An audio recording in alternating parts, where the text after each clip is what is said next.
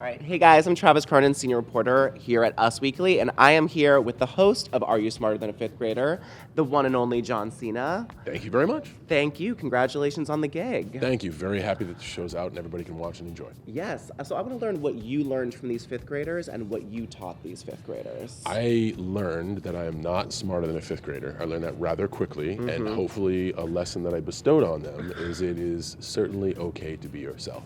The classroom is an awesome, fun environment with a great live audience.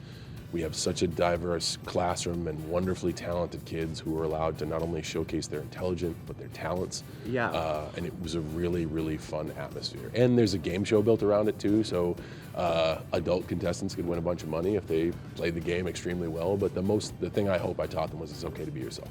I love that. And you've done hosting live environments before, but this one's a little bit different. Let's talk about the difference between Raw and then this. What's the difference between your walk out onto the stage? So it's a lot more fun, loose, and relaxed. Not that Monday Night Raw isn't, but you certainly have a lot of tension because you're a giant part of the narrative. Right.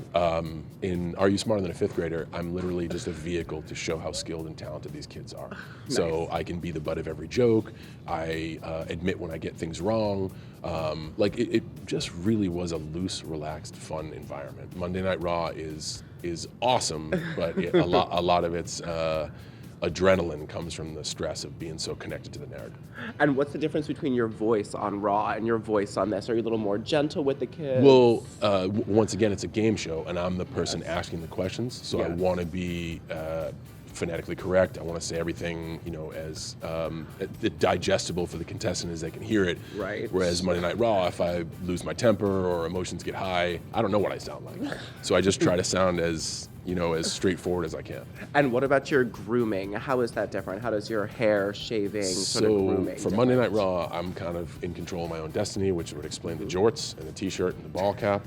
And then when someone is allowed to dress me, they do not choose jorts or a t-shirt or a ball cap. And they put stuff on my face and stuff in my hair, and that's up to them. But I am merely a chess piece, and they kind of create that image that they want, and I go out there and have some fun. And how long did this sort of take for you to pick up the hosting gig? You've been an actor before, you've done a lot of things. How was hosting this show? I think hosting was probably the easiest or probably the most similar to a WWE environment because you are, like I said, you're out there directing the narrative, if not physically, certainly verbally. Right. So being in front of a live audience, I think to a lot of hosts is the one thing that's like, whoa, I didn't know there'd be people here. I want more and more and more people because you feed off the energy of the audience. And so did the kids. Like when the audience was ecstatic, the kids became ecstatic. So it made for a really good environment. This was easy and fun, and I hope everybody watches Are You Smarter Than the Fifth Graders so we can do some more. And how is the audience different? How are the screams different? How are what's being screamed at you different? So everybody's excited because it is a good live show with energy, but we're asking trivia questions, like difficult trivia questions. So sometimes there's pin drop silence in the crowd. And then just making the contestants feel certainly empowered to try to do as good as they can. Right. And in a very short period of time, they can win a whole lot of money. So the tension kind of builds around that. Or if it goes in the other direction and they don't do so well, you kind of want them to go home with something, right? So that's also a nice narrative for the audience to enjoy and react as they want. And you do so well with kids. I mean, with all your Make-A-Wish work, you've done so much of that. You're so good at talking to kids. Did the people on set realize that you are just so good at talking to those under 13? Everyone who works at Nickelodeon, first of all, knows exactly what it's like to be a kid, has an imagination, and that's why I like working with the network so much.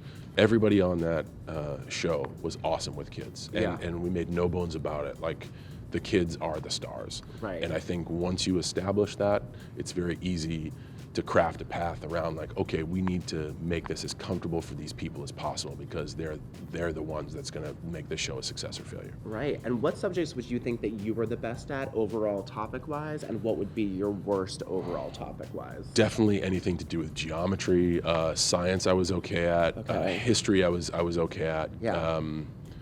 I think probably like English, spelling, and anything to do with math. That was bad. It's bad. Yeah. Yeah, you're pretty historical. You read a lot. No, I'm just old.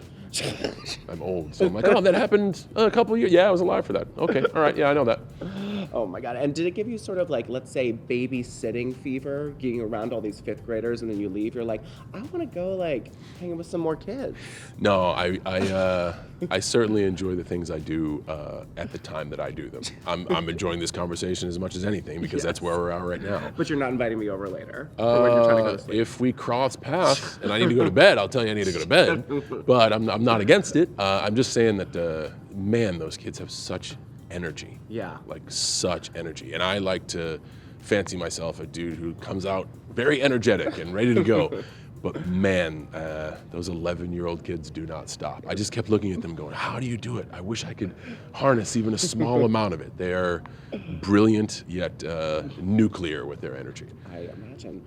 So you're in the dressing room, you're getting hyped for Raw, you're getting hyped for this. What is the difference in terms of your dressing room, pre-show, pre-game rituals? So Monday Night Raw, I spend little time in the dressing room, so to speak, and more time around the arena. I like to hear the audience because the audience truly drives the narrative. On a game show, it's very structured.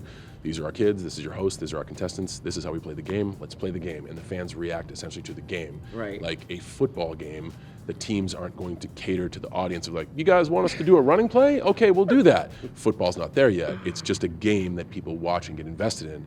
WWE's unique like no other because we can do that. You can look around and be like, okay, I'm just gonna take a chance and do this. It's very improvisational in that aspect.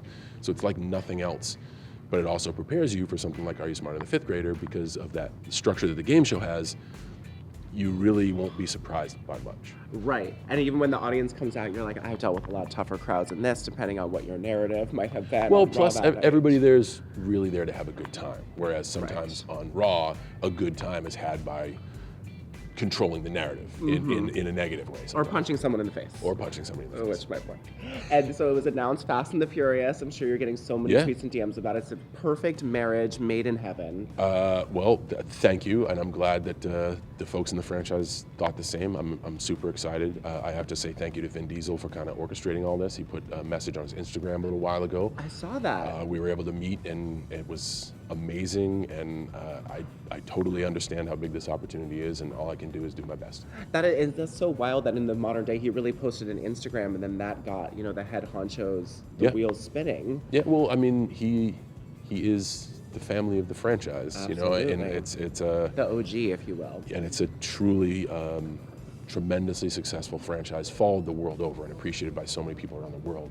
So to get his endorsement, it didn't make it official, but it certainly got everybody talking about it, and I'm forever indebted to him for that. And have you heard the story, read a little bit of the script? Oh, I've heard the story, but I can't tell you anything. I know you can't tell me anything. And I won't tell you anything. The word in every headline is badass, which I'm excited to see. Because you're overall a general badass, but you sort of do it as a nice, your ass is fat. I'd like to think it's nice. I'd like to think we should change badass right now to nice ass. I do my squats. All right, he's playing a nice ass character. Yeah, that sounds awesome. Lifted table. Dude, I'm such a nice ass. Bro, that dude's a nice ass. Is there any competition you feel in terms of working out? Because all of these guys who've done the franchise are shredded. The world is going to be watching. Well, as a 30-year plus dedication to health and fitness, I have come to the philosophy that your only real competition is yourself. Right. What I admire about the franchise is the standard they set for how you should look and how you should perform. So if I think for 1 second that I can slack off, those weaknesses will definitely show on screen. So it's a really good level of encouragement to truly do my best.